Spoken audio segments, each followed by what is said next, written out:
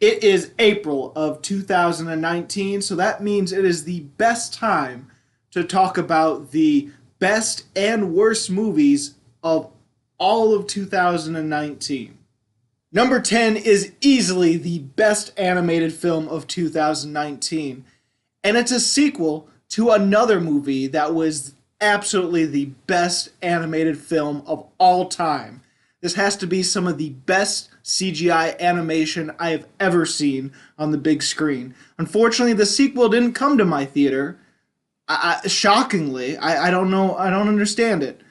But my number 10 is Norm of the North, Keys to the Kingdom.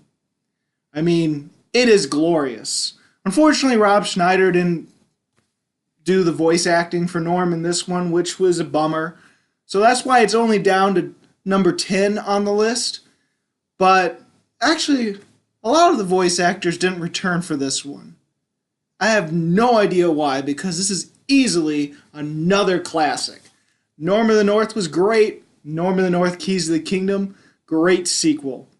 I mean, it teaches such important lessons to kids, such as always say you're sorry when you do something bad, and as long as you believe in something, you can do any sport whatsoever. Doesn't matter about skill. You believe, you will be number one. Such great lessons for kids. It is spectacular.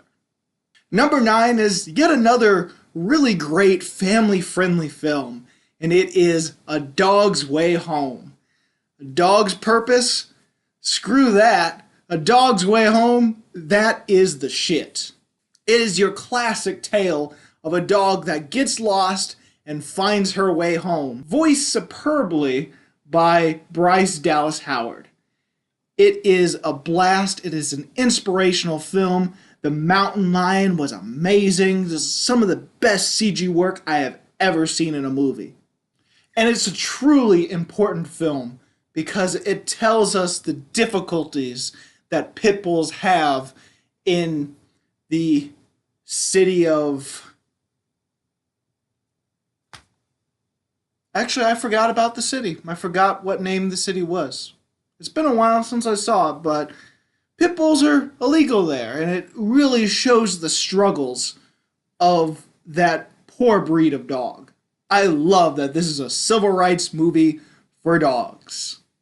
Number 8 is quite a violent film, but it makes sense because it's based off of a comic book. It is Polar. Now, I don't understand why people are so mad about this movie. I mean, come on, it's a comic book film. People complain about how over-stylized it is and how saturated it is and how ugly the colors were. But that's what the comic book... I mean, it's a comic book movie. What do you expect? I mean, what the hell? It's just a great comic book film. You can't complain about it. Mads Mikkelsen is also in this movie as a hitman, and he's kind of odd to be the hitman person. I don't quite see him as a hitman, but it's far better than his other role this year, which was Arctic. God, that was a snooze fest, and don't worry, that's in the bottom for sure, or towards the bottom of this year. I loved the villains in this movie. They were so nasty and so over the top, and they reminded me a lot of Suicide Squad, which is a great bonus. I hope you're really prepared for our number 7 entry because it is one mind-blowing science fiction film. It is Replicas. This is the epitome of smart, hardcore science fiction where Keanu Reeves is a completely believable scientist in this movie, and the dangers of cloning and robotics is all in this movie. And the ending turns into a thriller that's just so on the edge of my... I was so on the edge of my seat, I could not take my eyes off the screen.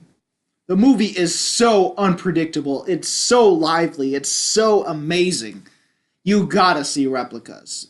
Best January film of all time. And speaking of mind blowers, this is another completely smart, engaging, just so mind-blowing of a film. My number 6 is Serenity. The acting was superb. The camera angles were just so majestic. And just everything about this film was just so intelligent. We're back to inspirational, amazing films with number 5 being Sergeant Will Gardner. You might not have heard about this film, but I encourage you to really see it, and its message will just sink into you. It really paints a picture for us on what soldiers go through after they come home and have to deal with post-traumatic stress. It shows the troubles they go through and the disrespect they get from people that just don't understand them. And whoever wrote this film really knows how to write dialogue for women, because there's also a romance plot in this movie, and the woman in it is just completely believable. Like, every word she says, I can hear any other woman say those things. I mean, she believes that he's Bryan Cranston in this movie, and so she chases him down throughout the countryside because she thinks he's Bryan Cranston, and he doesn't tell her otherwise, and so romance blossoms. It's amazing. All right. Number 4, another inspirational movie, Run the Race. It is a great teen sports drama, but guess what? It's also a religious film, and I completely approve. I was sobbing by the end of this film because there is tragedy in it, but there's so much inspiration, and the characters are just so complex and so realistic. I thought I was watching real people rather than actors playing characters. I mean, there's nothing alien about it whatsoever.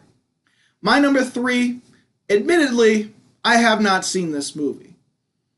In fact, I was hoping for it to come to our theaters, but it didn't come. Maybe it'll come in the next couple weeks. But everything I've heard about it from other reviews, everything I heard about the plot, I just know this will be an amazing, another inspirational religious film. It is unplanned. And from everything I heard, it talks about how cruel and just shows the real demonic nature of abortion clinics or women's health clinics. It's just great to see a movie that shows just how villainous anyone that could work for such a corrupt organization could be, and shows the light and shows just how wonderful anyone and how peaceful any protester could be protesting against this abomination. Now look, my number 2 might not be this inspirational heartbreaker movie. It might not be something that's grand story-wise, but it is entertaining as hell, and it's a great impersonation, or sorry, not impersonation, it's a real-life anime. It is Alita Battle Angel. Everything about this movie is anime, just brought on the real screen, brought to live action in perfect harmony. The CGI is spectacular. It is eye candy for anyone who loves visual effects. The characters are complex, the villains are complex and sinister, and we finally get a movie that has a great, strong female lead that can kick some ass and can't get defeated whatsoever. That's the epitome of a strong female character. But number 1 is the funniest movie you could ever see in theaters, and the most inspirational, just soulful movie I have ever witnessed. It is A Medea Family Funeral. Tyler Perry kills it. He plays even more characters in this film. Characters that are so complex, so multidimensional, so real. I could hardly tell it was Tyler Perry playing any of these characters, even the one where he doesn't wear any prosthetics or makeup. The comedy itself was a blast, and clearly I was not the only person laughing in the theater. There was several people just on the floor laughing and crying with just the pure comedy gold.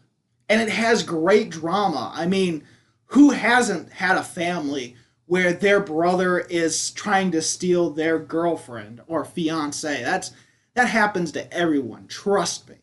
It's a very, very serious thing, and it was dramatically done well in this movie. Not only that, Tyler Perry does something very serious. He actually has a very serious political message in this movie, surprisingly. And it's for only one scene, but it's so impactful and done so masterfully well that there's no other film ever out there. I mean, fuck Blind Spotting. Tyler Perry really shows just how to satire and just how to bring to awareness of cops that just shoot innocent people or treat innocent black people just because they're black. Or treat them badly, I mean. Sorry. I forgot that part in the sentence. So yeah, the whole thing where you get pulled over because you're black, and sometimes that could lead to very serious, terrible things that could happen to innocent people. And Tyler Perry has a thing to say about that and blend some comedy in there and actually tell a really realistic message. So, those were the absolute best films of 2019. I know there's a few more months, but I'm sure these top 10 will stay in the top 10. And if you like this video and you want to see more, please subscribe and check out my movie reviews or countdowns of this year, of previous years, of whatever. As always, this is Bruce Gifford, and this was Just My Opinion. Happy April.